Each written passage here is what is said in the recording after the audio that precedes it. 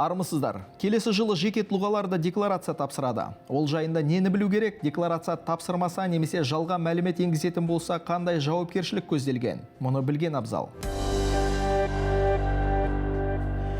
Декларация кезінде қандай деректерді міндетті түрде көрсету керек? Декларацияны қай кезге дейін тапсырып үлгеру керек? Заң бұзған адамға қандай шара қолданылады? Сіздің орныңызға басқа адамның декларация тапсыруына бола ма? Бүгін осы тақырып төңірегінде ой қозғаймыз.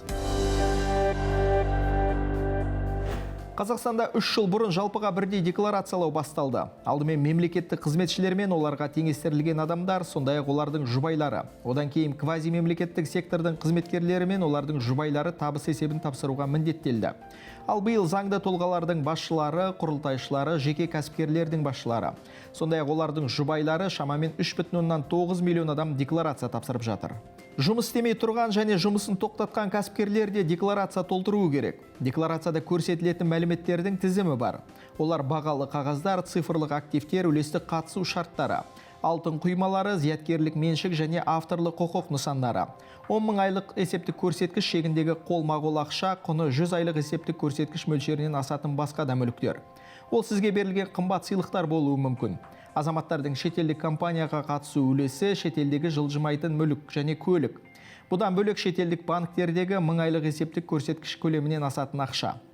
Декларация тапсыратын азаматтар осының барлығын есепте көрсетуі тиіс. Егер сіз жаңағы асыл бұйымдар, бір зергерлік бұйымдар алсаңыз, егер оның өзіндік құны 1000 айлық есептік көрсеткіштен асатын болса ғана, оған бағалау жұмыстарын жүргізу арқылы оны декларацияда көрсетуге болады. Ол жаңа салық төлеу үшін өзінің қалауы бойынша. Ал егер жаңа 1000 айлық есептік көрсеткішке дейінгі бұйымдар болатын болса, бағалы заттар болатын болса, оны декларацияда көрсетудің қажеттілігі жоқ. Декларацияны онлайн және қағаз жүзінде тапсыруға болады. Онлайн тапсыратындар e-gov порталына немесе e-салық азамат және банктердің қолданбасына жүгіне алады. Сайттың ыңғайлы нұсқасын таңдап, тиісті бөлімге өтіп, содан кейін нұсқауларды орындау қажет. Ал қол қою электронды цифрлық қолтаңба немесе SMS пароль арқылы жүзеге асырылады. Ал қағаз жүзінде тапсыру үшін азамат өзі тұратын елді мекендегі мемлекеттік кірістер органына немесе халыққа қызмет көрсету ұйымына келіп тапсыра алады. Онда кеңесшілер құжатты толтыруға көмектеседі.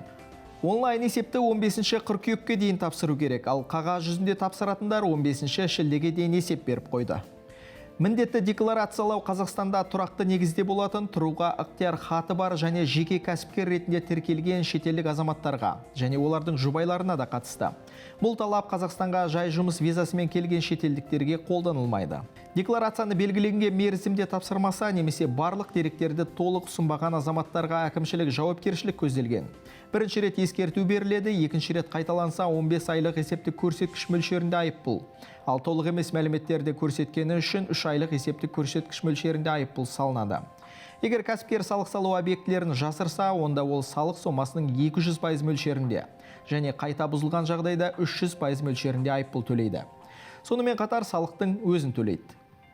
Бұған қоса кәсіпкер шетелдегі мүлкі мен банктердегі шоттарындағы ақшасы туралы 1 жыл ішінде бұзушылықтарды жоймаған жағдайда 200 айлық есептік көрсеткіш мөлшерінде айыппұл төлейді. Банк есеп шоттарындағы ақша қаражаттарды көрсетудің қажет жоқ. Қазақстан Республикасындағы өткені біз мына екінші деңгейлі банктерден ол мәліметтерді толыққанда алып отырамыз. Сосын манағы кредиттеріңізді, қарыз мына екінші деңгейлі банк алдында кредиттеріңізді көрсету қажеттілігі жоқ декларацияда. Жеке тұлға мен жеке тұлғаның арасында, не болмаса жеке тұлға мен заң тұлғаларының арасында қарыз шарттары болатын болса, нотариалды куәландырылған. Ол декларациялануға жатады. Осы тұрғыдан бізде азаматтар көп қателеседі, бұл екінші деңгейлі банкты алдындағыда қарыз шарттары көрсетілетін шығар деп. Ол мәліметті көрсетудің қажет жоқ.